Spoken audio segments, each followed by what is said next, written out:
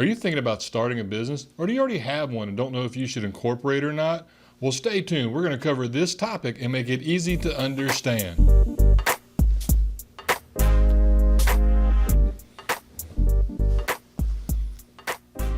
Welcome back. I'm Doug Burson. So why are we covering this topic? Well, a lot of my clients have been confused on this, and so what I'm trying to do here in this video series is make this easy for you to understand and know what to do, or at least how to ask the right questions from your tax preparer. So with that, let's get started with the four main types of businesses in the U.S. today. The main types are, there's the sole proprietorship, which is what the majority are. There is a partnership.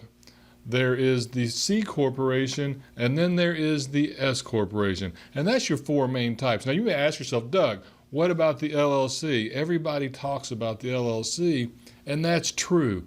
But the thing you have to understand about the LLC is it's not really a tax classification. It really can be any of the four that we just talked about, and we're going to cover that in more detail as we go through this.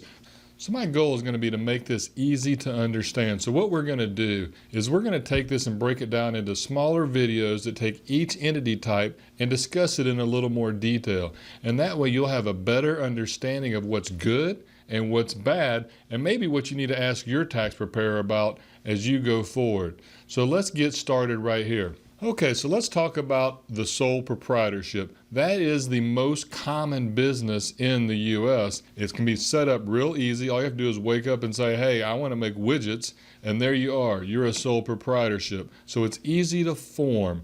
It has a very simple taxation and low startup costs. You don't have to spend a lot of money to set up a Schedule C. You really just have to wake up and get started. But the income is subject to self-employment tax. So there is an extra tax on being a sole proprietor, an extra 15%. There are tax advantages though, and we're going to cover that in another video. So don't be too quick to dismiss the sole proprietorship form just because one of your friends said, hey, you got to be such and such. Let's take this one at a time, and you'll start to understand by the time the series is done what's going to be best for you. Now the next type is the partnership. The partnership is great because it has no limit on the number of owners you can have, except for the fact that there has to be two. By default, you can't have a partnership with one person, and that makes total sense.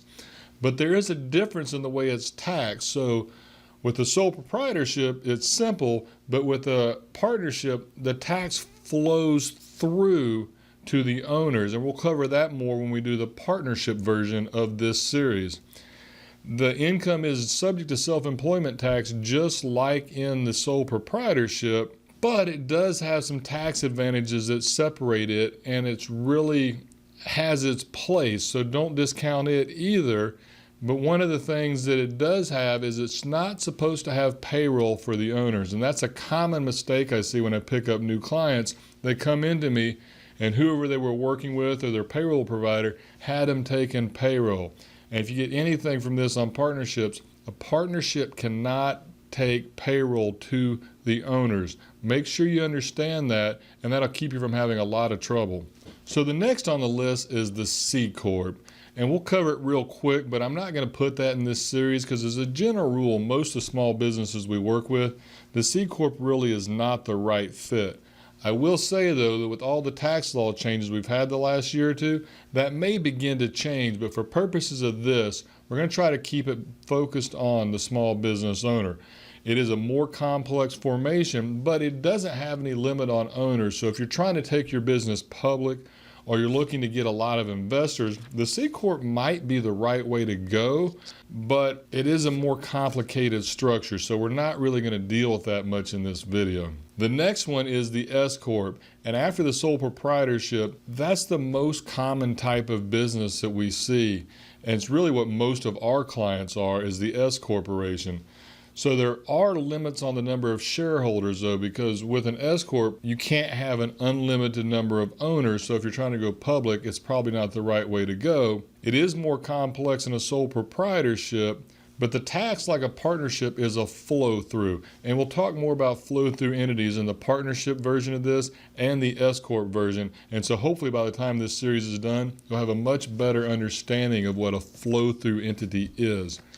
One of the advantages of the S-Corp is it doesn't pay self-employment tax, and that tends to be what draws most people to this structure. But there are some challenges, so you're going to want to come back to the class on the S's if that's something that you think will work for you, because you got to make sure you get this right or it can come back to bite you. And I've seen it happen many, many times, so be careful with this.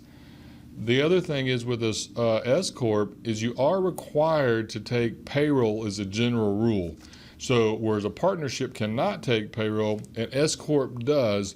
So you got to make sure that your business is ready to take this step. Otherwise, you could be incurring a lot of extra cost and paperwork that may really not benefit you. So let's talk about the LLC for a second. I don't want to forget that in this series because it is an important thing to understand. The LLC is great, and we're going to cover this more as we go into each of the other series. But the LLC is not a tax type. It is a designation within your state, and then from there, you then choose how that's going to be taxed with the IRS, and it can be any of the other types we already talked about. The other thing that's really nice is you can start off as a sole proprietorship, and later on you can convert that same entity to one of the other types and not have to reset up everything. So it can be a very good choice in the right instances. And to be honest, it's a type we see the most anymore within our practice. So there you have it. Those are the main types that there are. We're going to go through them in more detail in future classes, and I hope you come back and look into those. And also leave any comments below. We're really working to give you good information that's useful, that's helpful, that hopefully isn't too boring. I know it's accounting and tax, and it's not the most exciting thing in the world, but it really can have a massive impact on your life and your future. So you want to get it right, and we want to try to give you information that helps you. So leave comments. We'll be glad to hear them, and ask questions too. We'll try to get to those as well. So we look forward to seeing you in the next version, and until then, have a great day.